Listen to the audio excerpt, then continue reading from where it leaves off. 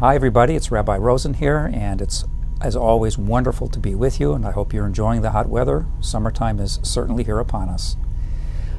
I was reminded by one of our daughters this week of a statement made by a sage by the name of Rabbi Moshe Feinstein in describing America. This was something said some time ago.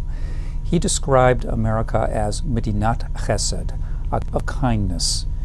And he, among others, from a European perspective, really believed that America was not just a place in which one might acquire riches, like the golden Medina, that's often been spoken of, but rather it's also a place of potential, a place of decency, a place in which there could be a very just and beautiful society.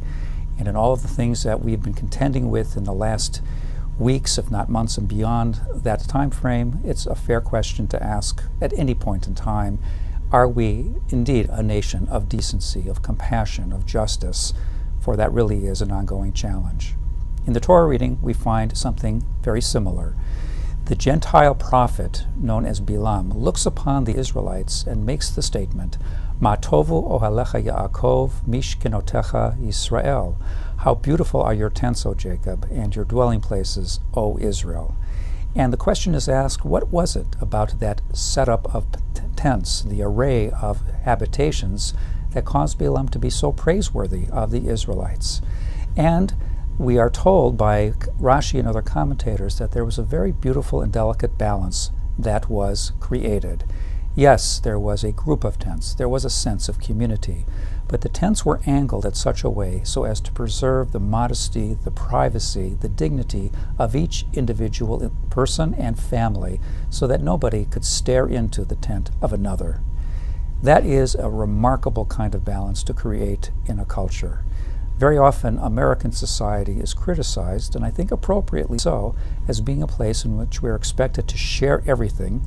It's almost as if the question were, if it hasn't been tagged and posted on Facebook or other social media, did it really happen? We share an awful lot about our own personal lives, to the point where sometimes you wonder if we even care about our own privacy. By the same token, the idea of being really communally responsible for our fellow Americans, for others within our neighborhood, for people all around us, do we really care? Do we really take the time to know who they are? Do we care that what we might do might have an impact upon others?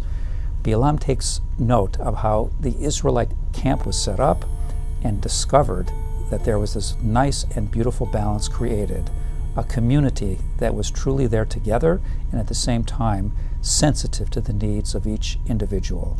And indeed, his words were so moving that tradition enshrined them as the first words we say upon entering a synagogue, because a synagogue and likewise our homes can be tents